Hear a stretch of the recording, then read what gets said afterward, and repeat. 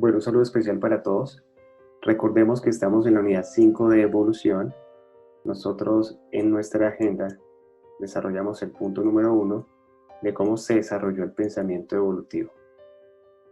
El punto número 2, cuáles son las teorías evolucionistas. Y se derivaba en 2 puntos. Las concepciones necesarias para el evolucionismo, es decir, todos los antecedentes que de alguna manera permitieron un pensamiento darwinista, y vimos las teorías evolucionistas. Recuerden, eran 3. ¿Listo? Ahora vamos a desarrollar el punto número 3. ¿Cómo sabemos que ocurre la evolución? ¿Listo? Punto número 3. Literalmente acá dice: es muy difícil de observar directamente, pero todos los organismos vivos presentan rasgos evolutivos que las demuestran. Las pruebas se pueden agrupar en 5 tipos. Ojo, la vamos a ver una a una. Las paleontológicas, biogeográficas, anatómicas, embriológicas y biomoleculares. La primera de ellas, las paleontológicas. ¿Listo? Se trata de fósiles, realmente, que son restos o rastros conservados de organismos que murieron hace mucho tiempo. Hay muchos fósiles, pueden ser huesos, también madera, conchas o huellas en el fango que se petrificaron o se convirtieron en piedra. Los fósiles también comprenden otros tipos de rastros conservados, ¿sí? Vuelvo y repito, las pisadas, también las madrigueras, los granos de polen, los huevos, las heces fecales y impresiones de piel. ¿Listo? Siguiente. Miremos acá. Fósiles de organismos extintos. Vamos a mirar esta imagen acá y miremos todos los niveles o las capas que existen, digámoslo, en la Tierra. Por lo menos las superficiales. ¿Qué quiere decir esto? Que a más profundidad vamos a encontrar organismos que existieron muchos años antes. Por ejemplo, si vemos aquí esta primera capa, están los trilobites. Aparecieron por primera vez hace alrededor de unos 520 millones de años. Mientras la geología cambia y todos estos procesos van surgiendo y nuevas capas se renuevan, más adelante, por ejemplo, surgen los helechos de semilla, alrededor de hace unos ya 380 millones de años. ¿Sí? Luego aparecen los dinosaurios, aproximadamente 230 millones de años. ¿Listo? Entonces fíjense, aparte de las capas, los registros fósiles que se han encontrado en ellas, que es lo que permite y da evidencia de que la evolución es existente, es real. Las pruebas biogeográficas. ¿Listo? Ojo, las pruebas biogeográficas surgen del estudio de las similitudes y también diferencias que presentan la fauna y la flora según la localización geográfica, demostrándose que los organismos de 2 regiones son más parecidos cuanto más cerca están, pero difieren más cuanto más alejados se hallan. Por ejemplo, las faunas de América del Sur y África son diferentes, pero presentan especies que están relacionadas, aunque estos continentes ya se separaron hace millones de años.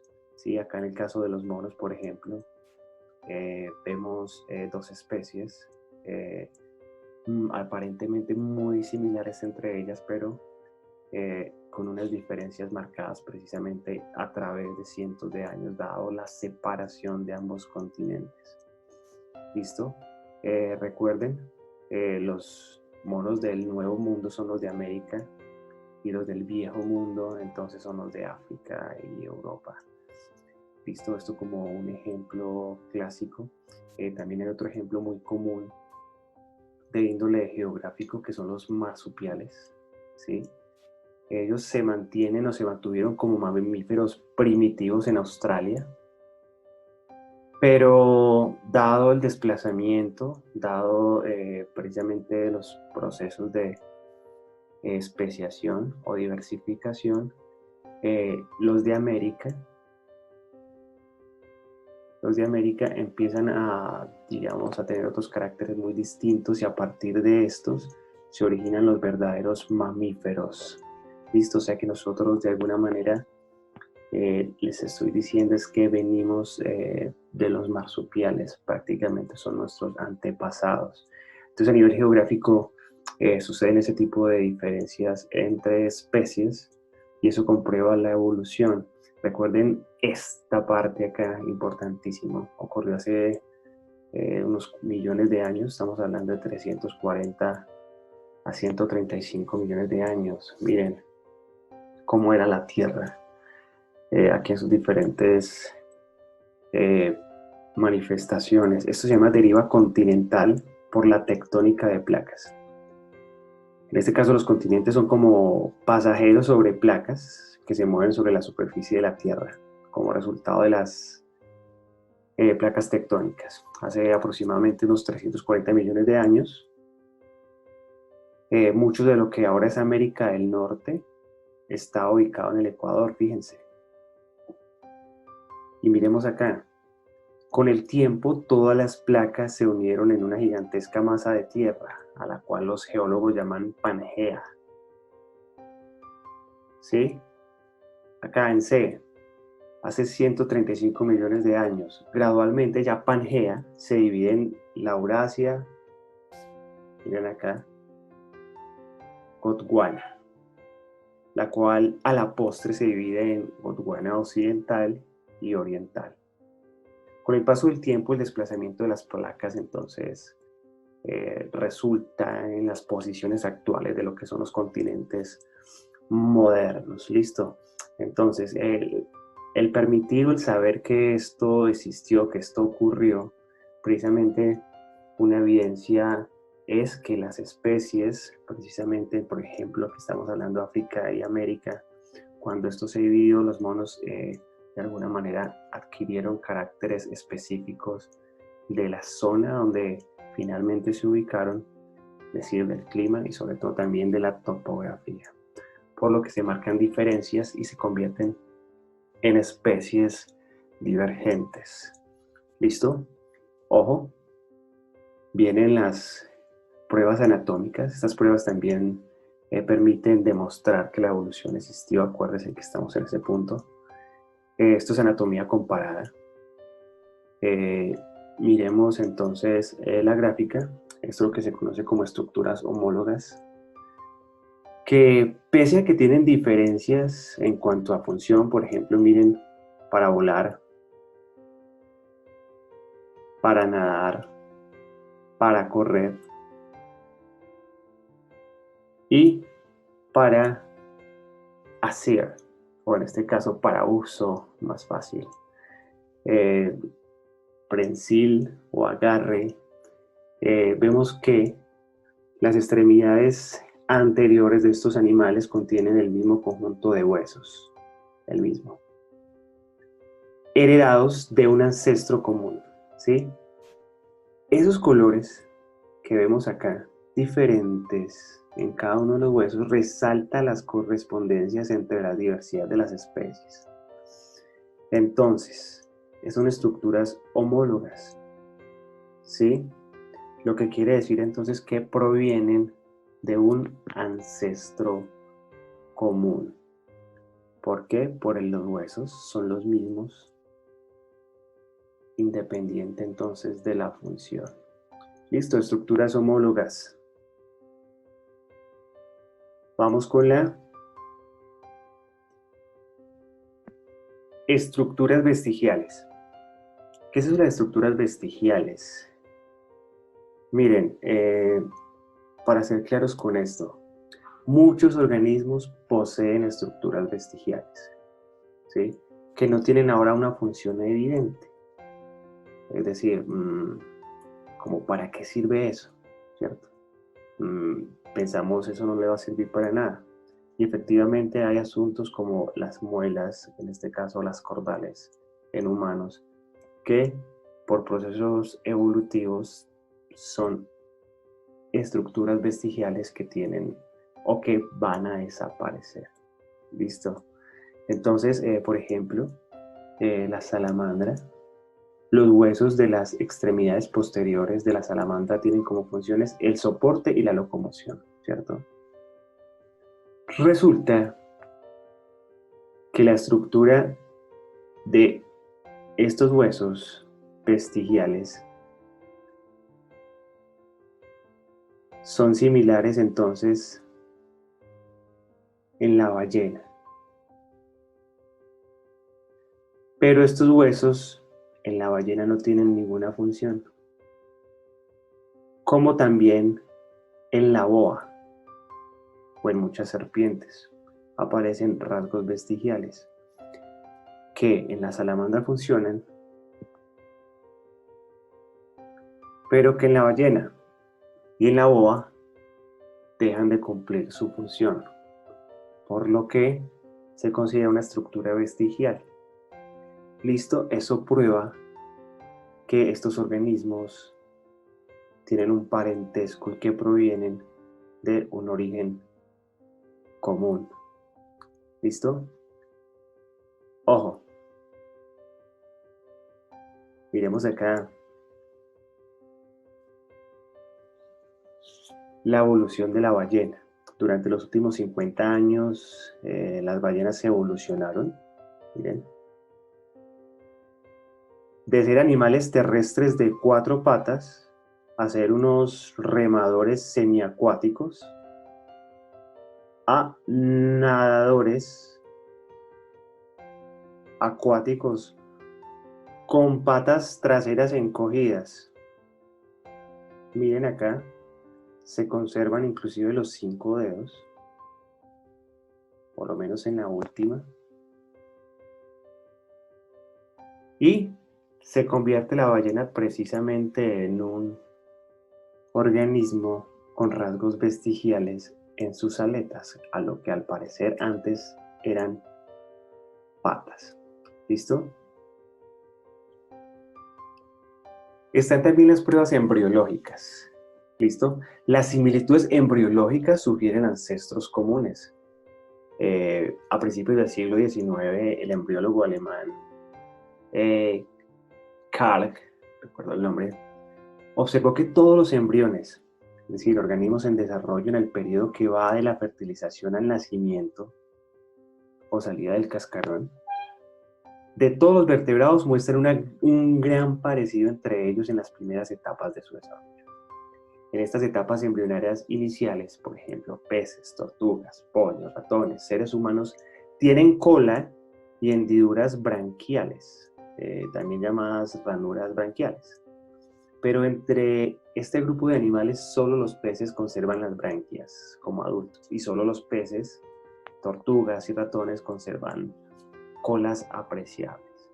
Entonces, eso es otra prueba más de que hay antepasado común y la evolución existe. ¿Listo? Entonces, otra, las pruebas biomoleculares. Todos los análisis bioquímicos y genéticos modernos revelan el parentesco que hay entre organismos distintos. ¿Listo? Como bien les había mencionado ahora, nuestros ancestros comunes son precisamente los marsupiales.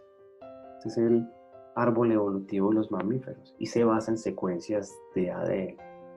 Por lo que entre más cercanos estemos aquí en el árbol evolutivo, genéticamente más similares somos. ¿Listo? Entonces, ojo con eso. Por acá también hay unas tablas o un gráfico de barras mejor, donde muestran el parentesco entre especies a nivel genético, ¿cierto? Entonces, es entre un animal y una planta, por ejemplo, va a ser muy disímil, va a ser muy diferente.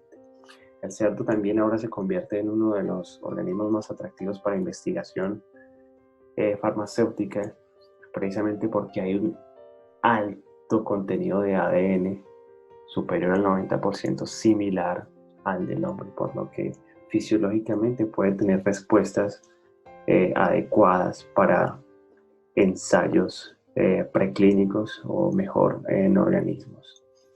¿Listo? Entonces ahí están las pruebas que demuestran que la evolución existió. Ahora, vamos a responder hasta el punto 4. ¿Cuál es la historia de la evolución realmente? Esta gráfica es muy clara. El tiempo precisamente permite delimitar estas zonas y darles nombres. Entonces, ¿cómo eran los primeros organismos? Cuando se formó la Tierra hace unos 4.500 millones de años, esta estaba sumergida, o mejor dicho, era muy caliente.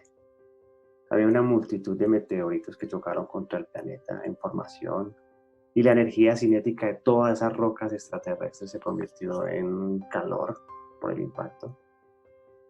Y se liberó aún más calor por el decaimiento de los átomos radioactivos.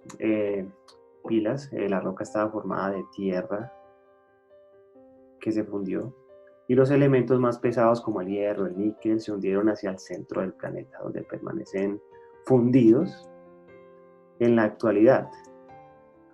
Ya ahora debieron transcurrir cientos de millones de años para que la Tierra se enfriara lo suficiente como para permitir luego toda la existencia de agua en estado líquido y la vida que conocemos en ella. ¿Listo? No obstante, parece que la vida surgió poco tiempo después de que había disponible agua en estado líquido, inmediatamente.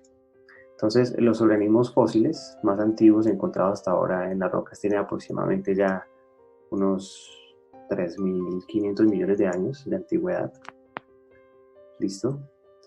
Y empezaron los periodos. Algunos paleontólogos precisamente dividen el tiempo de la historia de la evolución de esta manera. ¿Listo? Un tiempo arcaico, un proterozoico y 3 grandes eras. ¿Listo? El paleozoico, el mesozoico, el cenozoico. ¿Listo? Ojo, la primera, estas que están acá también se conoce como la era precámbrica. ¿Listo? Y entonces en la siguiente tabla vemos, por ejemplo, los periodos, los mismos que están acá, ¿cierto? Pero van a dar un ejemplo de qué especies entonces aparecieron y en más detalle, que eso ustedes pues lo pueden mirar. Entonces ahí vemos, cada una de estas se divide en otras 6, como en el caso del Paleozoico, el Mesozoico está el Triásico, el Jurásico, el Cretácico. Acuérdense, el Jurásico se caracteriza por el tema de los dinosaurios. Y bueno, viene el Cenozoico, empezando por el Paleoceno y terminando por el Holoceno. ¿Listo? Hasta en este momento encontrarnos en la época actual o del hombre. Aquí estamos entonces con la tabla que pueden ver entonces, como les dije, en detalle. Bueno, entonces vamos a resolver o a desarrollar el punto número 5. ¿Cuáles son los mecanismos de la evolución? ¿Listo? Entonces vamos a ver la variabilidad genética, que tiene unas subdivisiones, y también vamos a ver la selección natural. ¿Listo? Comenzamos. ¿Cuáles son los mecanismos de la evolución? Bueno, los mecanismos son aquellos procesos que permiten la evolución de los organismos. En este caso, la evolución se produce por 2 causas fundamentales. ¿Listo? Lo habíamos mencionado, la variabilidad genética y la selección natural. Ojo, en variabilidad genética entonces vamos a tener mutaciones, recombinación genética, flujo génico y la deriva genética, mecanismos que permiten que que se dé la variabilidad genética y en ende pues la evolución. ¿Listo? Como segundo entonces tenemos la selección natural y también como un acompañante vamos a mirar la selección artificial, que realmente es una prueba, ¿sí?, de que la selección natural existe. Entonces vamos a comenzar con este punto, variabilidad genética y sus 4 subdivisiones. La primera, ¿cierto? Entonces tenemos las mutaciones, pero en sí, en el fondo, ¿qué es esto de la variabilidad genética? Entonces vamos a leerlo. Este término designa al gran número de genotipos diferentes existentes en cada una de las especies, que determina que ninguno sea igual a otro y por tanto que existen diferencias entre ellos, creando organismos con distintas características. ¿Listo? Entonces, tenemos las mutaciones, la recombinación genética y el flujo génico. Esto como aquellos que aumentan la variabilidad. Tenemos el cuarto que es deriva génica, que tiene como una función y es reducir la variabilidad o tiene, digamos, un efecto mejor, pero que igual está cumpliendo los 4 en un mecanismo de evolución. ¿Listo? Que es en el fondo la variabilidad genética. Entonces ahora, metámonos con mutaciones. Ahora sí vamos. Mutaciones, acuérdense, nosotros lo vimos, son los cambios que se producen en el genotipo de los organismos y que afectan tanto a los nucleótidos del ADN como a los genes a nivel general o a los cromosomas, si vamos a hablar mucho más macro. Entonces estos cambios se manifiestan y se expresan de muchas maneras, ¿cierto? Entonces recuerden, hay inversiones, translocaciones, sustitución de nucleótidos, mutaciones por inserción, mutaciones por supresión. Esto es simplemente un recorderis. Pero precisamente ejemplos prácticos o ejemplos que se pueden dar es, por ejemplo, el albinismo en los conejos. El funcionamiento de un gen normal, el funcionamiento, repito, el funcionamiento del gen normal produce un pigmento que da color al pelaje. Pero si hay una mutación, se impide que la formación del pigmento se dé, por lo que el pelaje es totalmente blanco y el conejo es albino. ¿Listo? Las mutaciones, recuerden, se producen independientemente del ambiente, por errores al azar en la reproducción, pudiendo tener efectos positivos, aunque la mayoría de las veces las mutaciones son perjudiciales para el organismo. ¿Listo? Entonces, una prueba de mutaciones, por ejemplo, ocurre en bacterias. ¿Listo? En bacterias. Entonces, miren acá. Este experimento demuestra que las mutaciones ocurren de forma espontánea y no en respuesta a presiones ambientales. Por ejemplo, aquí, cuando colonias de bacterias que nunca han estado en contacto con antibióticos, las vamos a exponer al antibiótico streptomicina. ¿Qué va a pasar? Una vez se incuban las cajas, algunas colonias van a proliferar. ¿Listo?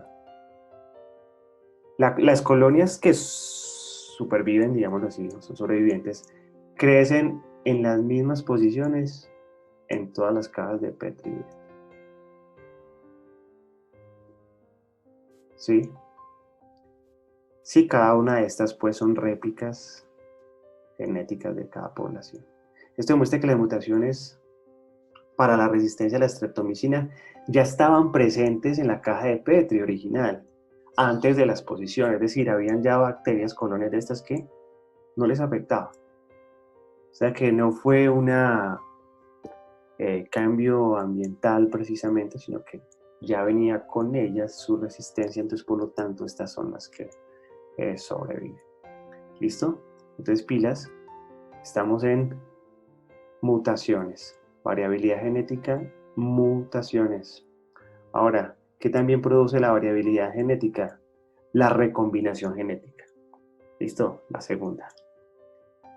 La recombinación genética, recuerden, recorderis, hay 3 procesos que favorecen la variabilidad genética. Desde la meiosis, por ejemplo, la recombinación permite diversidad, permite variabilidad, ¿cierto? Entonces, por ejemplo, la distribución de los cromosomas homólogos, acuérdense que eran 3, yo les había mencionado, vamos a recordarlas. ¿Quiénes se van a qué lado? ¿A qué extremo? Son 23 pares de cromosomas, 23 a un lado y 23 entonces hacia el otro lado. Pero esos se distribuyen de forma aleatoria una vez se ubican aquí en el centro. ¿Quiénes con quiénes? Ahí se hace una combinación inmensa de múltiples posibilidades. Por eso nosotros somos tan diferentes, solo en esa primera opción. Pero también está en la otra, el entrecruzamiento. Recuerden el entrecruzamiento, la formación de quiasmas, ¿sí? Entre cromosomas homólogos. Y un tercero, la fusión de gametos, el hecho de que ya se fusiona un espermatozoide de los miles que existen con un probable óvulo, entonces vamos a encontrar gente totalmente diversa. Por eso, pese a que haya millones de personas, somos totalmente diferentes. ¿Listo? ¿Que nos podemos parecer a alguien? Posiblemente, pero sutilmente, créanme que sí. ¿Listo? Entonces, siguiente, el flujo génico. El flujo génico también permite variabilidad genética, ¿cierto? Tercero, flujo génico. ¿Y qué es eso del flujo génico? El flujo génico es el movimiento de alelos entre poblaciones, ¿verdad? De alelos, de genes, alelos. Recuerden ese término. ¿Listo? Migración entre poblaciones. Cuando los individuos se mueven de una población a otra y se cruzan en la nueva ubicación, entonces los alelos, en este caso, los genes se transfieren entonces de una posagénica a otra posagénica. ¿Listo? ¿Y qué es eso de la posagénica? Es el pool génico, el acervo génico, también como sinónimo. Y es la suma de todos los genes de una población. En otras palabras, la posagénica consiste en todos los alelos de todos los genes de todos los individuos de una población. ¿Listo? También se considera que cada gen particular tiene su propia posagénica, la que consiste en que todos los alelos de dicho gen específico en una población puede tener un número. ¿Listo? Entonces acá hay una población de escarabajos donde hay flujo génico.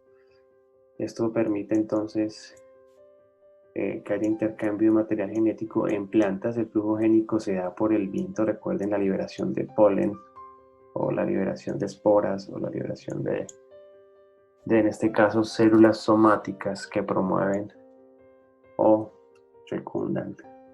¿Listo? El flujo génico entonces es precisamente lo que permite intercambio entre poblaciones distintas y su acervo genético, pues en este caso se cruce. ¿Listo? Miremos aquí algo. Y es el cuarto, la deriva genética. ¿Qué es esto de la deriva genética? O mejor, deriva génica. Más técnicamente lo llaman de esa forma. Ojo, la deriva génica en este caso reduce la variabilidad. ¿Sí? Si la anterior permitía mayor variabilidad por la combinación entre poblaciones, inclusive hasta llegar a una estabilidad entre ellos, la deriva génica reduce la variabilidad. ¿Y qué es eso de la deriva génica? Es cuando las frecuencias alélicas en las poblaciones cambian por una disrupción o un evento fortuito.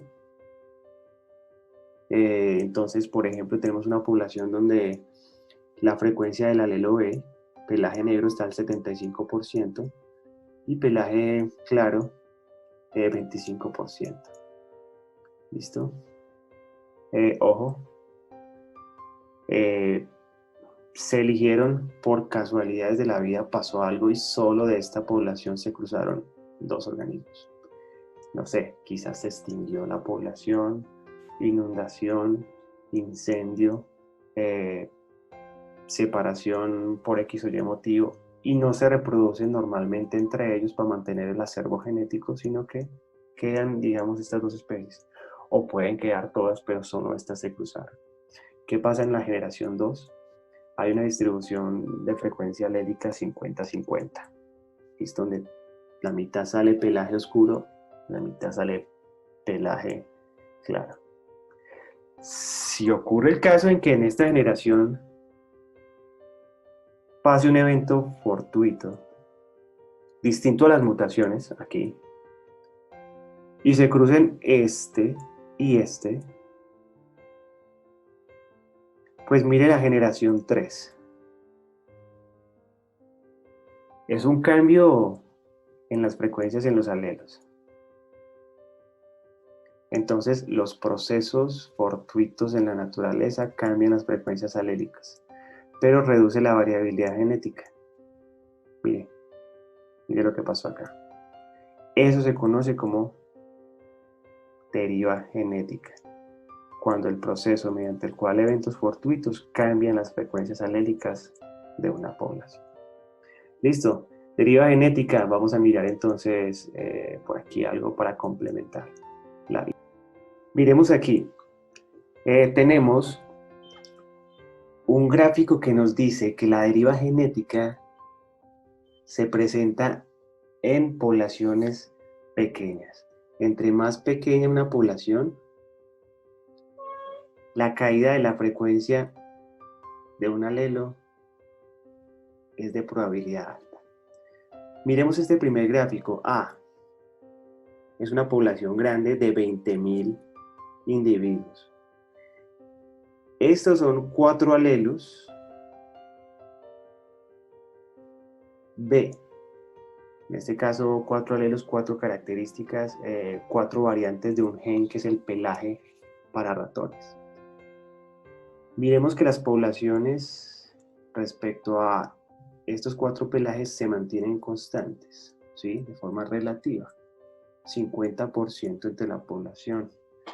Estos son simulaciones por computador. Entonces, si tenemos una variante de pelo negro, si es pelo pardo, se conserva la característica, se mantiene la frecuencia alélica.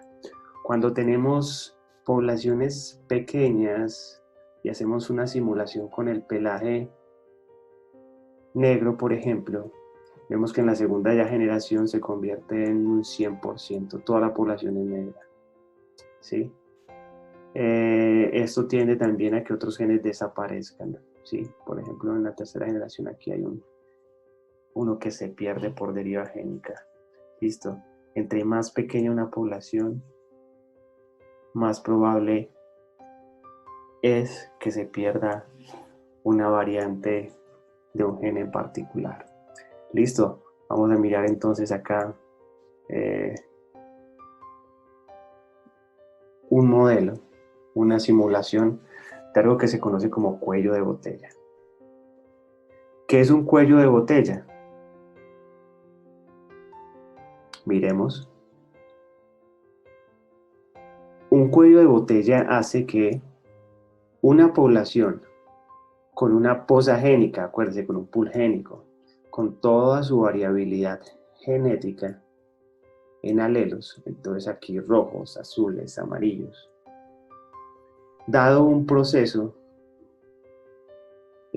puede ser fortuito, como bien les mencionaba, hace que se reduzca drásticamente el tamaño de la población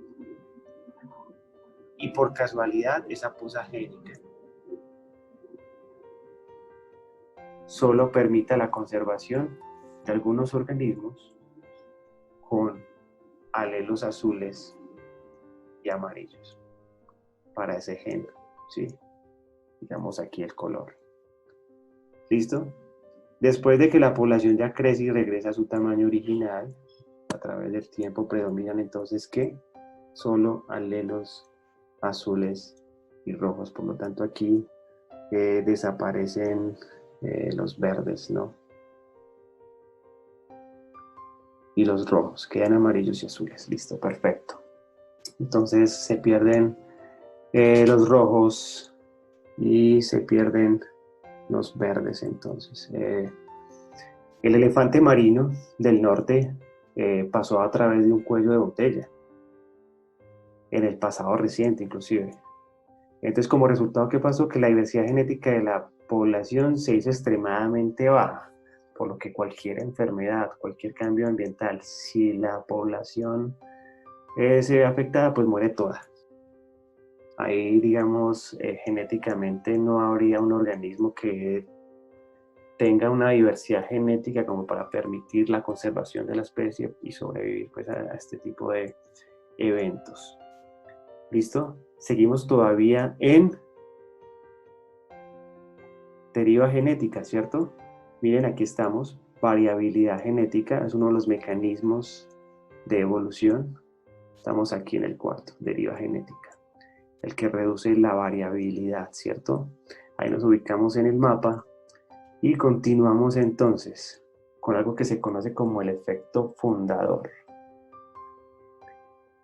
Ocurre sobre todo precisamente por la deriva genética, cuando quedan individuos en bajo número. Ojo, dice por acá, ocurre cuando un número pequeño de organismos funda colonias aisladas. Las poblaciones fundadoras aisladas pueden originar cuellos de botella. Entonces lo vimos, por ejemplo, esto es una fotografía de una familia, en este caso vamos a contar pues como la historia. Este es el síndrome de Ellis-Van-Clevers, es mucho más frecuente entre los Amish que habitan en el condado de Lancaster. Esto es en Pensilvania, que entre la población general. Entonces, ¿qué pasó? Los Amish, por ejemplo, actuales de dicho condado, son descendientes de unos 200 inmigrantes del siglo XVIII. Y se sabe que una pareja de entre estos inmigrantes era portador del alelo del síndrome de Ellis-Van-Clevers, ¿cierto?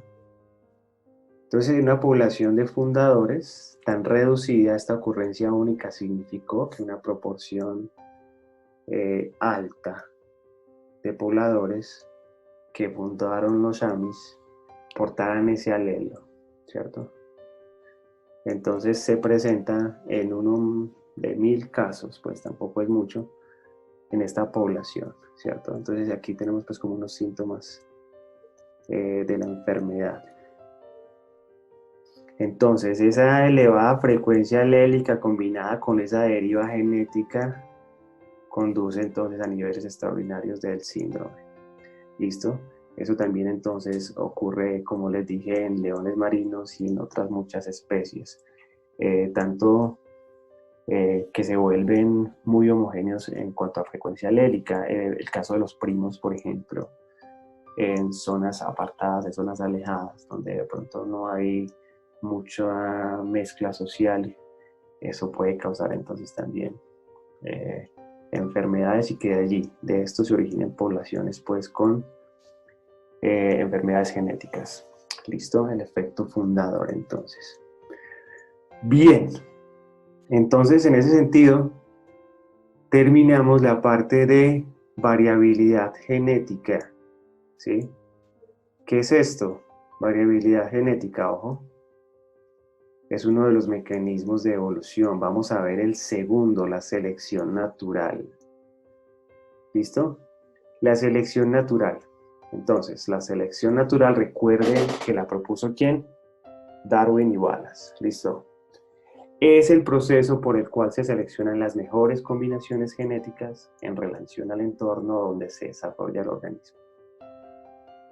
Las combinaciones de genes que determinan características y producen una peor adaptación se eliminan, mientras que las mejores permiten una mejor reproducción, de tal forma que dichos genes se hacen más abundantes en la población. ¿Listo? Selección natural. En otras palabras, y para resumirles detalladamente en postulados, como fue propuesto, se dice que los individuos o integrantes de una población varían o difieren de los demás en muchos aspectos. ¿Listo? Claro, una misma población puede derivar, puede variar, puede cambiar. Postulado 2. Al menos algunas de las diferencias entre los miembros de una población se deben a caracteres que pueden transmitirse de los progenitores a la descendencia. ¿Listo? Entonces, postulado 3. En cada generación, algunos individuos de una población sobreviven y se reproducen con éxito, pero otros no. Y postulado 4. La supervivencia y la reproducción no están determinadas al azar. Depende de sus características. Los individuos con caracteres que le confieren ventajas pueden sobrevivir más tiempo y también dejar numerosos descendientes. Entonces ahí están los 4 grandes postulados. ¿Listo? Ejemplos de selección natural. Miremos este. Resulta que en la población de conejos pueden aparecer algunos con pelo blanco. ¿Cierto? Miren acá esta foto. Pueden ser más visibles por el depredador. ¿Cierto? A comparación de este, de pelaje pardo. Se puede camuflar muy fácilmente. Entonces, en este ambiente, la eliminación de los conejos blancos permitirá que entonces la mayoría de los conejos sean de color pardo. ¿Listo? Pero ¿qué tal este ejemplo? Puede ser al contrario. En el invierno o en zonas polares pueden aparecer entonces conejos pardos, oscuros o de color. Y pueden ser estos ser más visibles por los predadores. Entonces aquí la eliminación de los conejos pardos, oscuros, negros, permite que la mayoría de los conejos de la población sean blancos. ¿Listo? Entonces fíjense, ahí tenemos como los 4 postulados. Entre individuos pueden diferir, hay variabilidad, hay diferencia. Lo vimos en los conejos, pardos, negros, blancos.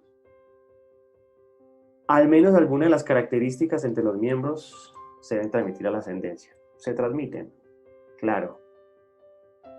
En ambientes polares van a primar entonces los de color blanco.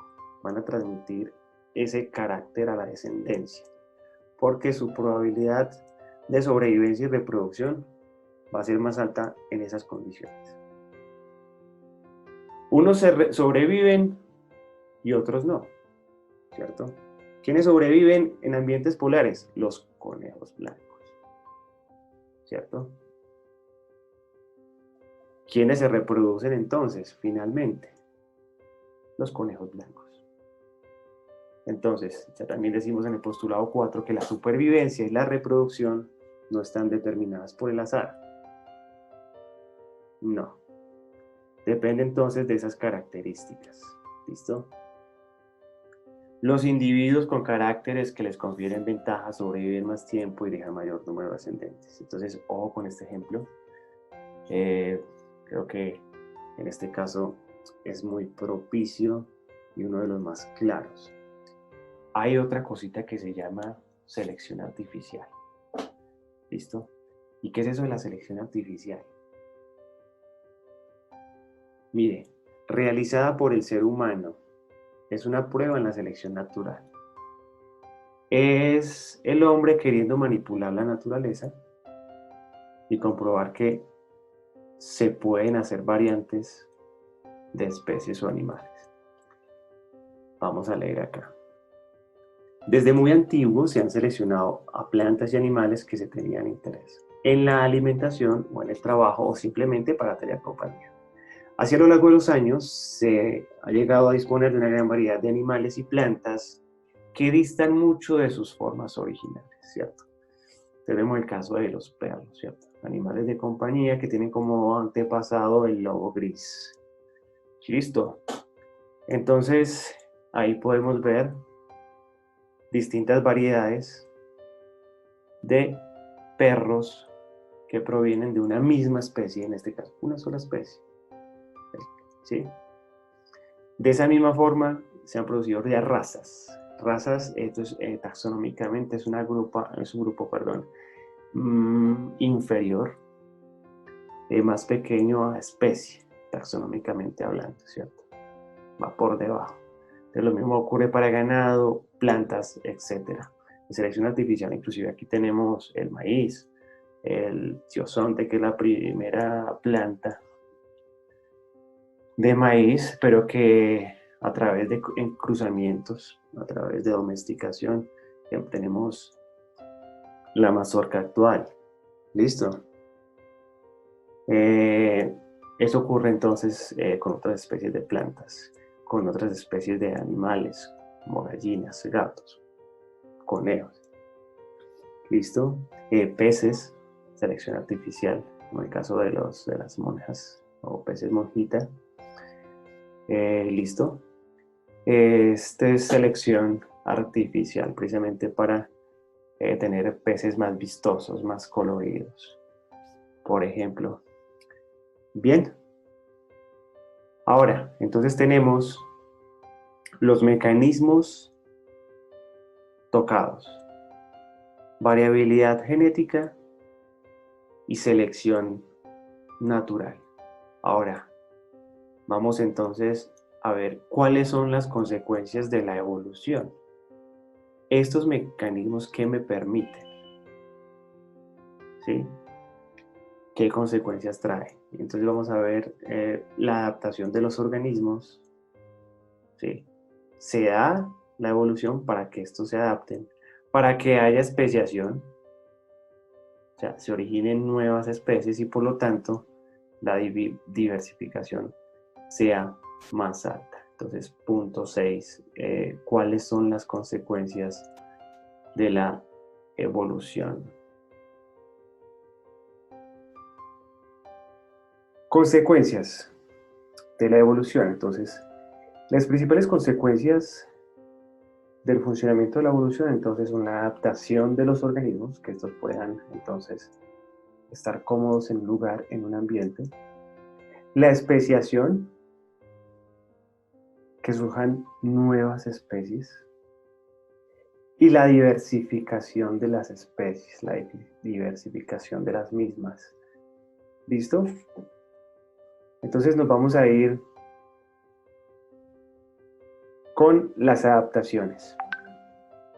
Vamos a tener diferentes tipos de adaptaciones. Vamos a mirar 3. Y antes que eso, entonces vamos a leer acá, vamos a mirar qué dice. Una adaptación es toda característica de un organismo que mejora sus posibilidades de supervivencia en medio ambientes determinados. Y por tanto, el número de descendientes que puede dejar a la siguiente generación. Como el medio cambia, los seres vivos deben cambiar a su vez para poder reproducirse. Cuando el cambio es muy brusco, muchas especies no pueden adaptarse y por ello se extinguen. ¿Cuáles son las principales adaptaciones para este caso? Vamos con la primera. Adaptaciones anatómicas. ¿Listo? Por ejemplo, la adaptación al vuelo ha permitido a diferentes grupos de organismos colonizar el medio aéreo y utilizar sus alas como una forma de desplazamiento. Bien. Bueno, también una consecuencia de la evolución son las adaptaciones fisiológicas. ¿Listo? Las adaptaciones a la vida en medios, por ejemplo, con escasez de agua, ha provocado que estos organismos, como tortugas terrestres, el dragón de Komodo, excreten una orina prácticamente sólida en vez de acuosa. Entonces, tanto las adaptaciones anatómicas como fisiológicas permiten precisamente eso. La supervivencia en un medio ambiente determinado. Otra, o una tercera, las adaptaciones de comportamiento. Por ejemplo, la adaptación a la vida diurna, ¿sí? Aquí a la derecha, o a la vida nocturna. Eso requiere adaptaciones en el comportamiento, con formas de caza diferentes, ¿cierto? Eso entonces es un tercer tipo de adaptación. Claro que los que estén aquí a la izquierda deben tener entonces ciertas habilidades que nosotros como humanos no tenemos. Es que ellos pueden ver en la oscuridad.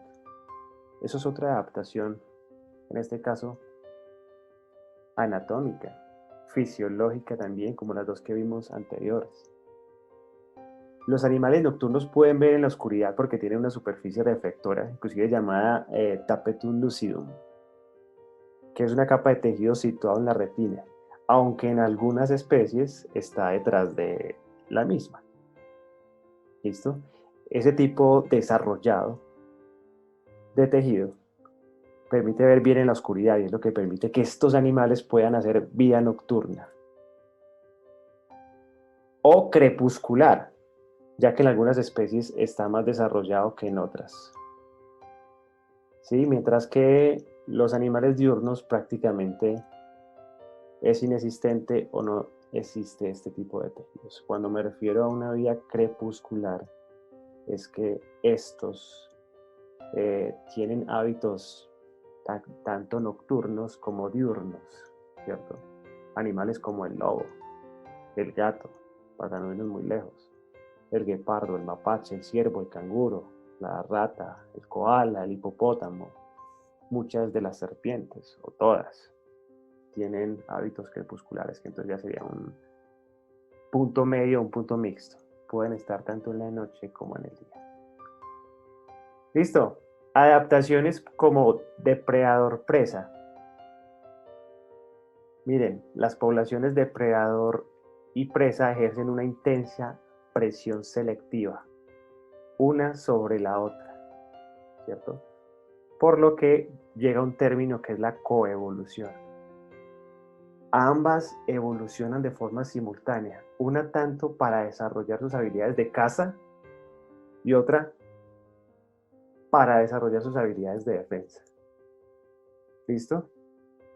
Entonces, pilas. Los depredadores pueden alimentarse de otros organismos y por lo general son más grandes y menos abundantes que las presas. Las poblaciones de las presas son mucho más. ¿Listo? Depredadores y presas, entonces, actúan de forma simultánea en la evolución y hay ciertas adaptaciones que se pueden presentar. Vamos a hablar en especial de los que son presa. Por ejemplo, la coloración de advertencia. Miremos aquí esta rana. Una rana dardo venenosa de América del Sur. ¿Sí? Con sus colores indica que es venenosa. Sus brillos y contrastes de colores dan una alerta al cazador. Listo. Color de advertencia. Color de sobresalto. Mírenos acá. Son los que emulan otro tipo de característica diferente a la que son. Por ejemplo, mire las ranas de ojos falsos. Realmente esta rana está mirando hacia el fondo, hacia la tierra, ¿sí? Cuando se siente amenazada, se voltea, prácticamente que se esconde, y muestra su parte trasera, ¿cierto? Donde en la parte superior de las ancas, cuando están elevadas, simulan ser unos grandes ojos y en consecuencia pues una especie que está vigilante y alerta, cuando realmente esta es un poco llena de temor, porque hay una amenaza. ¿Listo? Mire esta polilla. Está con ciertos ojos que hacen que ver al cazador que ella es una especie grande y que quizás con el patrón de fondo que tiene puede ser peligrosa. Entonces ahí hay una combinación muy buena de parte de esta polilla pavo de Trinidad. Listo, aquí la oruga. Esta oruga o larva de oruga, miren, su cabeza es esta parte, no más, esta partecita acá. Pero en su conjunto como especie, emula ser una serpiente, ¿cierto? Con unas manchas que parecen ojos y su cabeza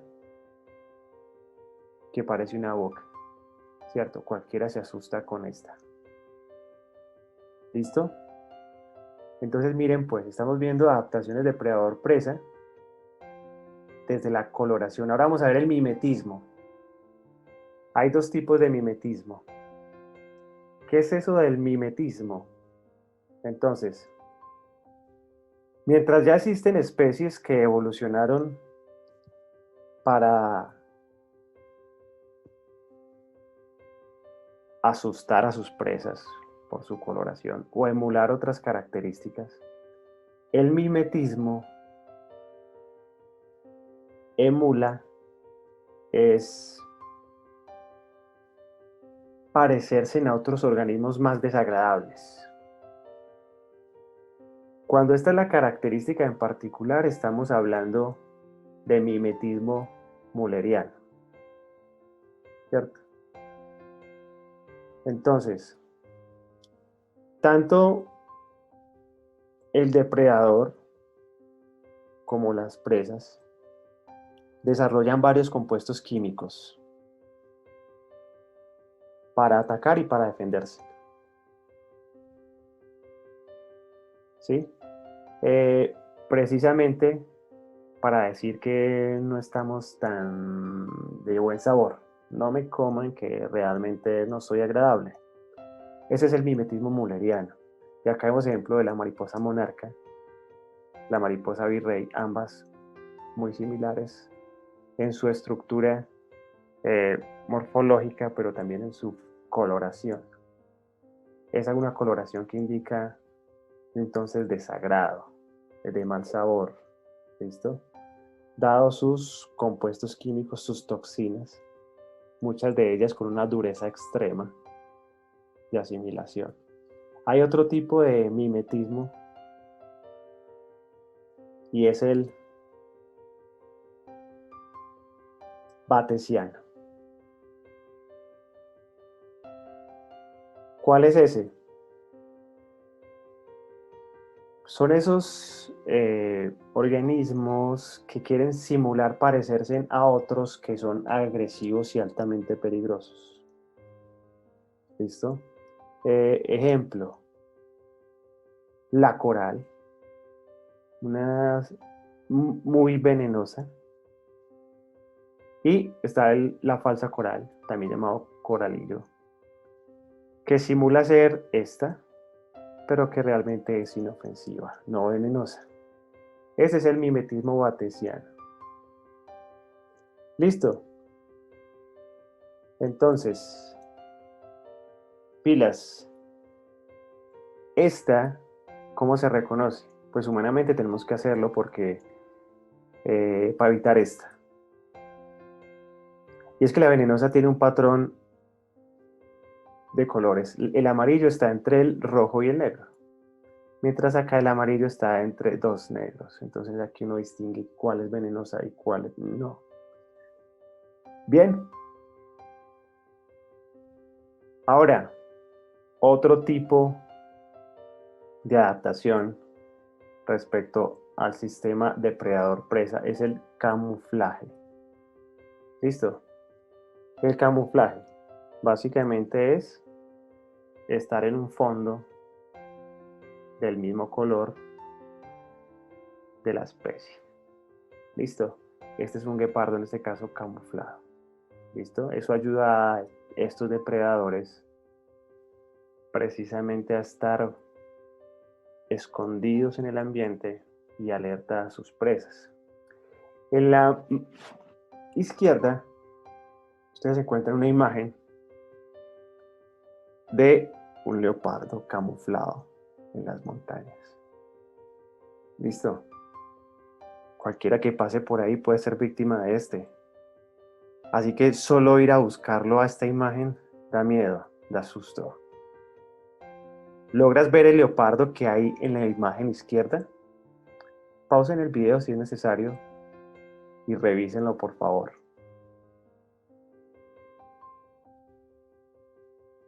Bien, vamos entonces aquí a entrar a el segundo punto, que es la especiación.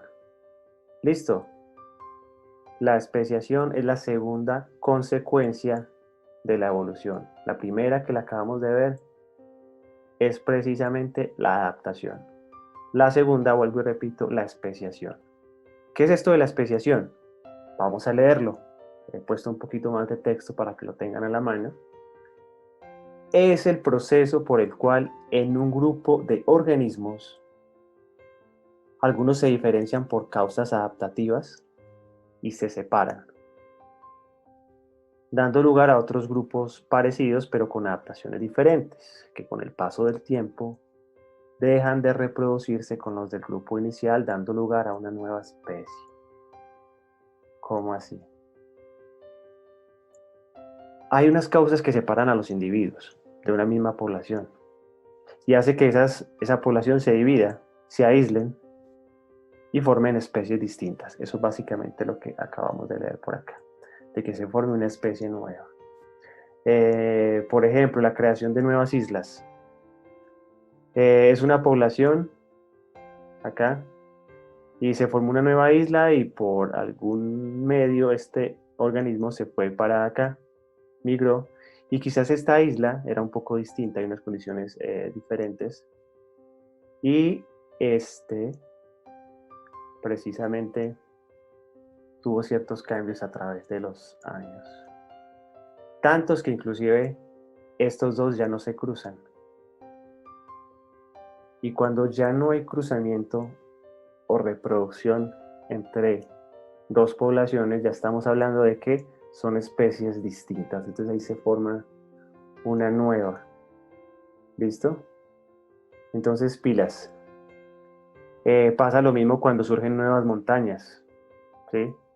Surge una montaña y resulta que también cambian las condiciones y esta especie se convierte en una nueva. Cuando un lago de alguna manera puede dividirse, ¿sí? Por movimientos de la superficie o profundas, y pueden dividirse y estas especies, que era una en su momento, puede convertirse en dos. Listo. Los hábitos en un solo bosque, en una misma zona puede también ocurrir especiación, es decir que a una población de ardillas o a un grupo de ardillas o uno que emigró y se fue, le dio por comer otra cosa, por alimentarse de algo nuevo, por explorar y por tener otros hábitos, ya sabemos, nocturnos, diurnos, y se empieza a diferenciar tanto que ya no vuelve a cruzarse con su población de origen, por lo que se convierte en una nueva especie. ¿Listo? Entonces todo esto hace que se cree la especiación, nuevas especies, pero recuerden que esto se hace pues a través de los años, cientos de años, pero vamos a ver inclusive ejemplos que en cortos periodos de tiempo puede verse este proceso, una manera maravillosa pues y encantadora, cómo ver estos cambios en periodos mucho más cortos. Entonces aquí ustedes van a pausar el video y van a ver un ejemplo de especiación. Bueno, la tercera consecuencia de la evolución es la diversificación de las especies, ¿cierto? Dice, la gran diversidad de especies es la forma visible de la evolución y una de las pruebas de la misma. Como consecuencia de este proceso se ha originado la actual diversidad de especies existentes sobre la Tierra. La gran variedad de organismos, que es la mayor riqueza de nuestro planeta. Hay dos formas de evolución según la diversificación de los organismos. O dos formas de evolución según la diversificación de los organismos. La evolución convergente es la primera de ellas.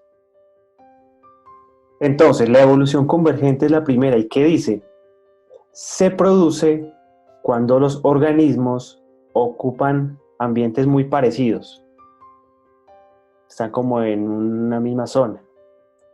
Por lo que tienden a tener grandes semejanzas en sus formas, aunque no sean especies emparentadas. En otras palabras, la evolución convergente puede producir estructuras, ojo al término, lamento que no lo tenga por acá, análogas, estructuras análogas, que son estructuras similares en lo externo,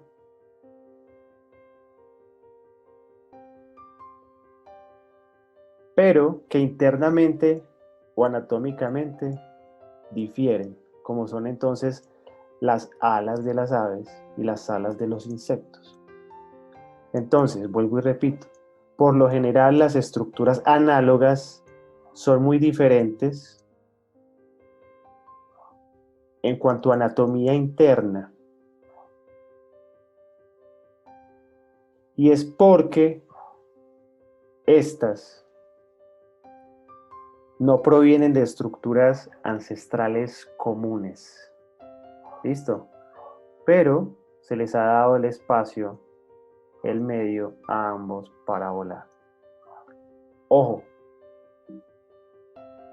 pilas.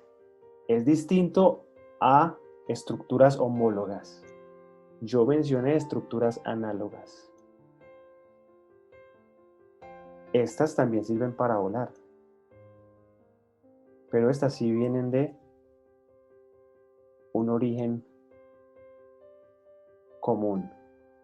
Tienen un pasado evolutivo, tienen una historia. ¿Listo? ¿Listo? Inclusive entre estas tienen un origen evolutivo, una especie común, mientras en la evolución convergente, aunque tengan la misma función, aunque la zona les haya dado la capacidad de volar, evolutivamente no hay una historia entre estas alas. Entonces hay una evolución que se conoce como convergente. ¿Listo? Entonces muy diferente entonces a esta. Estructuras homólogas, estructuras análogas.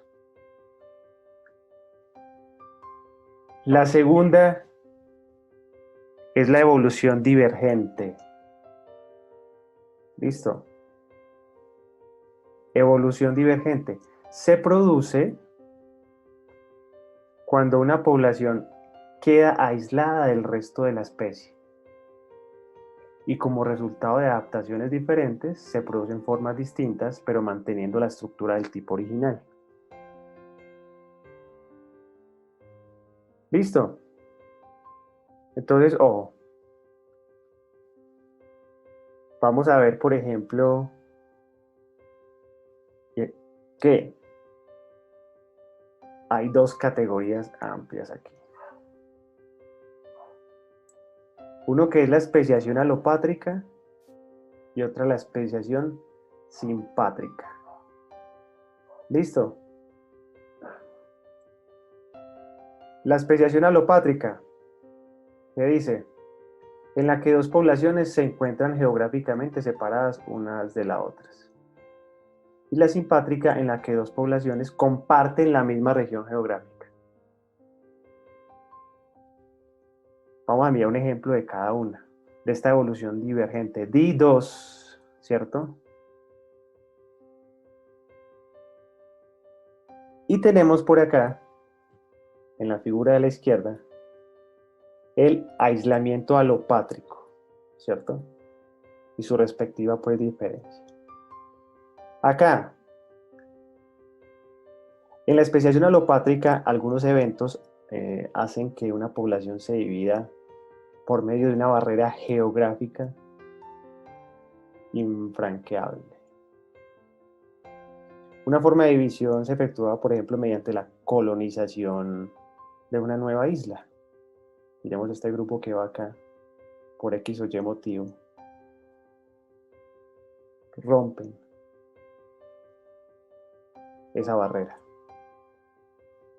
ese gran mar que separa a estas dos islas. ¿Listo? Esas dos poblaciones, ahora separadas, podrían divergir genéticamente a causas, acuérdense, de la deriva genética o la selección natural. Entonces, vuelvo y repito acá. Si las diferencias genéticas entre las dos poblaciones se vuelven suficientemente grandes para evitar cruzamiento, entonces las dos poblaciones constituyen especies distintas. ¿Listo? Y ahí estamos. Mira que aquí ya tornaron un color muy distinto, como para marcar esa diferencia. Si van, aquí están como a medio camino y acá ya están totalmente oscuras, ¿cierto? Entonces ese aislamiento alopátrico, hace referencia entonces a divergencia por dos áreas geográficas. Acá, por el contrario, el aislamiento simpátrico o divergencia, miremos, las dos poblaciones sí comparten la misma región. Comparten la misma región. ¿Cómo así? Entonces hay otro ejemplo. Una población de moscas. Resulta que acá podemos ver parte de una población de moscas que estaba en este árbol,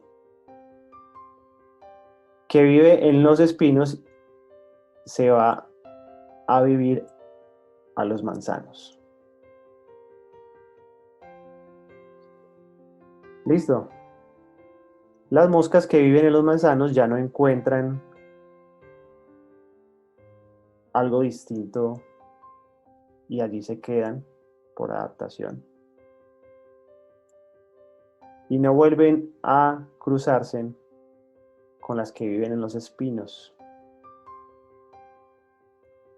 Así que las poblaciones divergen. ¿Listo? Miren, ya estas se van a vivir a los manzanos, se adaptan a la condición. Estas siguen, o está la población original, estas empiezan a tener cambios morfológicos, fisiológicos, anatómicos a través de los años, a través del tiempo, y se convierte en una especie totalmente diferente. ¿Listo? Entonces esto ocurrió, esto es real, estos estudios son determinados. De hecho, esta mosca es la Rhayoletis pomonella, creo que es el nombre científico. Entonces ahora estas dos especies aisladas pueden divergir genéticamente. Y vuelve y ocurre lo mismo. Si es tan marcada la diferencia, no se vuelven a cruzar entre ellas. Entonces aquí estamos hablando de aislamiento simpátrico y su respectiva divergencia. Listo, vamos bien. Entonces, pilas. Resulta que tanto este aislamiento alopátrico como este aislamiento simpátrico pueden darse de una manera muy rápida, en periodos de tiempo cortos. Cuando eso sucede, estamos hablando de que existió una radiación adaptativa. ¿Listo? Radiación adaptativa, cuando hay tiempos relativamente breves. Es decir, tenemos una especie, una sola especie, y resulta que de esa especie migraron un grupo de organismos a 4 zonas distintas e inmediatamente se convirtieron en 4 especies. Esto es un árbol evolutivo que representa una radiación adaptativa, tal cual. Normalmente, la especiación alopátrica simpátrica se da en un proceso con un tiempo mucho más amplio, de cientos de años, ¿cierto? Entonces aquí ya, por ejemplo, hay 1, 2, 3, 4, 5 especies, cada línea representa una especie. Cada bifurcación representa casos de especiación, es decir, aquí llega una especie y esta se dividió en 2, aquí luego esta especie se partió en 2, bien sea por uno de los métodos ya vistos. ¿Listo? Entonces, árboles evolutivos. El que requiere tiempo corto y el que requiere espacios de tiempo prolongado. Listo, ejemplo de este tipo de especiación, lo acabaron de ver ustedes en un video, también de hecho, el de los pinzones, se cree es radiación adaptativa porque fue periodo de tiempo corto, ustedes lo vieron en el video. Y simplemente lo pongo allí como un método de especiación, de creación de una nueva especie. Pero ya viendo esto más específicamente, podemos ver otro. El de las lagartijas. Unas del género Anolis, que precisamente ilustran un gran ejemplo de evolución divergente. ¿Listo? Con radiación adaptativa. Y posterior aislamiento reproductivo. Entonces, esta película también es maravillosa. Van a pausar el video, van a ir a verla, alisten unas crispeticas, igual pues es corto, pero vamos a disfrutarla. ¿Listo? Bien, en este punto, el 7, vamos a responder cuáles son los mecanismos de aislamiento reproductivo de las especies. ¿Listo? ¿Cuáles son los mecanismos de aislamiento reproductivo de las especies? Entonces, vamos a tener 2 mecanismos o 2 grandes grupos de mecanismos de aislamiento, ¿cierto? El primero, el mecanismo de aislamiento presigótico. ¿Cuáles son esos? Son todos esos mecanismos que impiden el apareamiento entre especies. ¿Listo? Acá bien dice factores que impiden que los organismos de 2 especies se apareen. Y se describen entonces a continuación 5 tipos de mecanismos de aislamiento presigótico. O sea que no se forma cigoto, no hay ni siquiera apareamiento como tal. Entonces hay uno de índole geográfico, en que las especies no pueden cruzarse porque hay una barrera física que las separa. ¿Listo? Un ejemplo de esto son 2 ardillas de distintas especies. Ya. Estas 2 especies, por ejemplo esta ardilla, la de Kayback, vive solo en el borde norte del Gran Cañón, en Estados Unidos. Y esta ardilla habita exclusivamente en el borde, pero sur. Estas 2 poblaciones están separadas geográficamente. ¿Sí? Se pueden cruzar efectivamente o potencialmente. Posiblemente, sí. Ahí les dejo ese dato para que averigüen. Pero gracias a la barrera geográfica, ellas 2 han adquirido ciertos comportamientos de acuerdo a su zona, ¿cierto? Eso hace que estas dos poblaciones no se crucen y sean especies pues como distintas. ¿Listo? Aislamiento ecológico. Las especies no se cruzan aun cuando estén dentro de una misma región, porque ocupan distintos hábitats. ¿Listo? Por ejemplo, en una misma región, en una misma zona, hay ranas que viven en diferentes estratos, niveles del bosque. Unas en la parte baja, otras en la parte media, otras en la parte alta. Inclusive ocurre con las lagartijas igual. Pese a que comparten hasta el mismo bosque, la misma región, la misma zona, no hay un cruzamiento porque han adquirido un aislamiento ecológico y unas adaptaciones muy distintas. El aislamiento temporal. Las especies no pueden cruzarse porque tienen distintas temporadas de apareamiento. Bueno, un ejemplo de eso puede ser, esta es una foto de dos pinos, el obispo y el de Monterrey. Ellos coexisten en la naturaleza, inclusive en el laboratorio se pueden producir híbridos fértiles, pero en su medio natural no se cruzan porque ambos liberan polen en diferentes épocas del año, por lo tanto el cruzamiento no se da. ¿Listo? Hay aislamiento conductual, donde las especies no se cruzan porque tienen distintos rituales de cortejo y apareamiento. En las aves, por ejemplo, aparentemente podemos ver especies muy similares, pero la condición de que si son distintas es que no se cruzan entre sí, y se ve mucho ese aislamiento conductual, es precisamente porque los rituales de cortejo, sobre todo de parte del macho, varían entre cada una de las poblaciones, aun siendo aparentemente similares. ¿Listo? Entonces pilas con eso. Y obviamente una hembra que no distinga el ritual de cortejo de su macho, pues la opción de apareamiento es nula.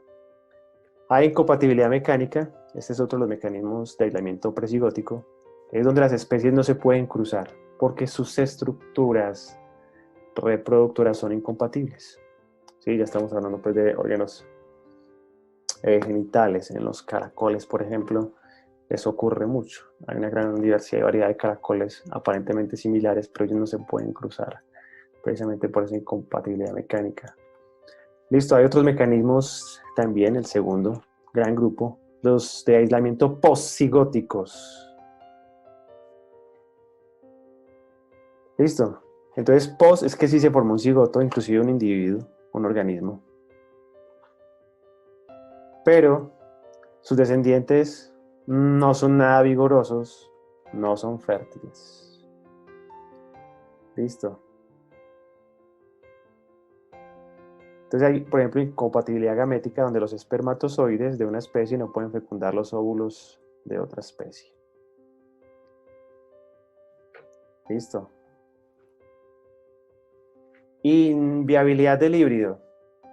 Se forma la descendencia, pero no sobrevive hasta su madurez.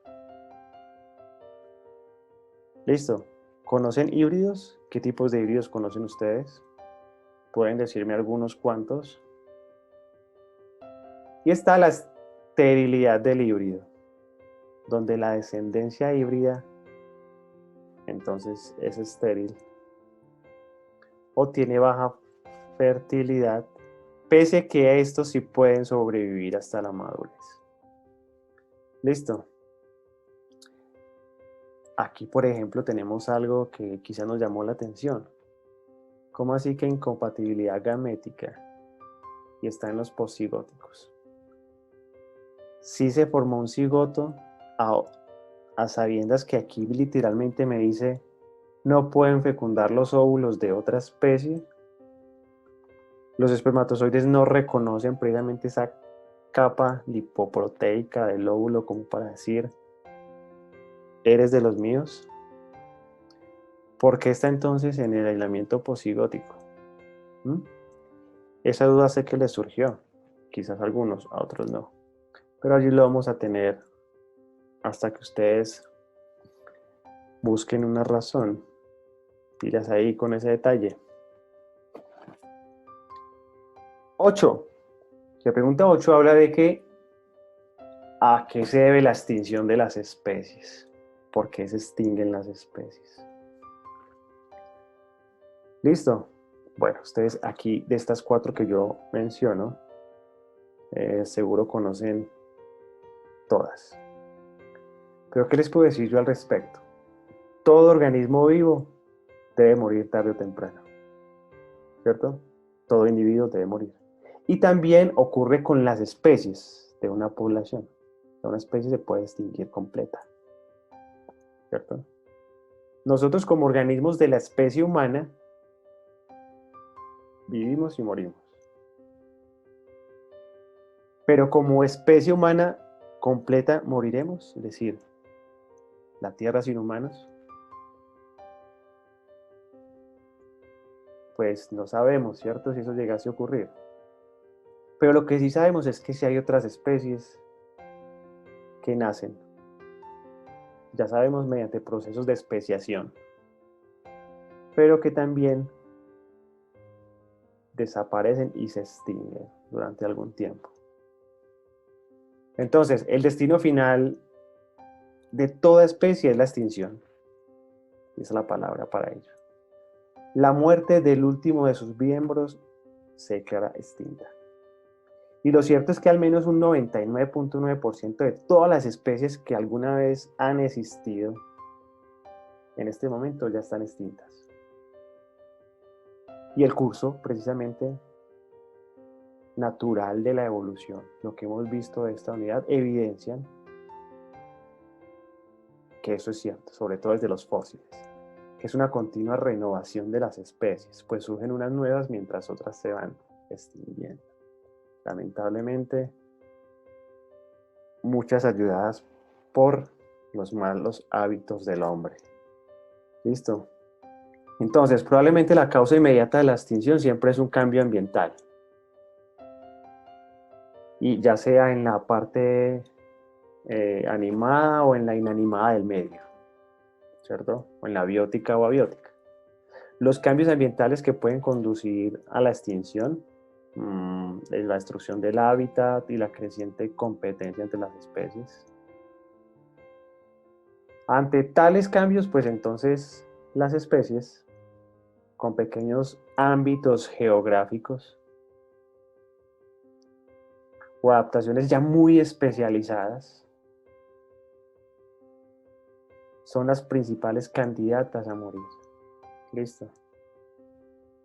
Estas dos, las especies que están restringidas a zonas geográficas muy pequeñas. Por ejemplo, este pez cachorrito del agujero del diablo se encuentra en un solo abrevadero, alimentado por un manantial del desierto de Nevada. Entonces, si este pequeño abrevadero que creó esta especie y que es única, ¿sí?, del lugar, se seca, pues se extingue la especie. Entonces son los de más riesgo. Y sobre todo cuando son excesivamente especializadas. Por ejemplo, esta mariposa azul se alimenta exclusivamente de una especie vegetal, la lupino, que se encuentra en los bosques secos del noroeste de Estados Unidos. ¿Listo? Entonces, esta especialización la hace extremadamente vulnerable. Cualquier cambio ambiental que destruya su única planta anfitriona va a hacer también que con ella se lleve la mariposa. ¿Listo? Como bien, entonces también están las siguientes, ya hemos mencionado, la interacción con otras especies pueden llevar a la extinción de una de ellas, sobre todo cuando llegan algunas que no son autóctonas. ¿Listo? Y el cambio y la destrucción del hábitat por el hombre, como lo había mencionado, es la causa principal en este momento de extinción.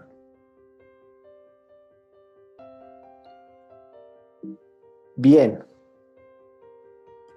Ahora, hay un trabajo en casa. Esta partecita yo se las iba a dar precisamente de manera sincrónica, en vivo. Pero tocó así, así que toda esta parte se convierte ya en un trabajo en casa por sí mismo, ¿no? Hay algo que nos preguntamos si nos queda. ¿Y el hombre qué? ¿Cómo fue nuestro proceso de evolución? Entonces vamos a ir al Moodle y vamos a ver la película 4. Dice Grandes Transiciones, el origen de los humanos. Es una película que presenta algunos de los descubrimientos fósiles que nos permitió explicar la evolución de los humanos a partir de los primates. Listo, recuerden también esa imagen de evolución que tenemos en esta presentación, donde antes de nosotros o quien nos antecede son los primates, pero los primeros eran precisamente los marsupiales. Y acá también otro ejemplo ya a nivel químico, a nivel fisiológico, y es respecto a la coevolución de los genes respecto a la lactasa en humanos. Listo, entonces les queda esta tareita para que precisamente lo hagan, lo disfruten y bueno, me darán todas las ganas que conocer esto es apasionante. No lo hagan por la calificación, por las notas, por pasar. Eso no es un problema. Háganlo por aprender, por disfrutar, así como de sus carreras que requieren mucho compromiso y más ahora, ya lo están viendo. Un gran abrazo, un buen ánimo y muchos éxitos para todos.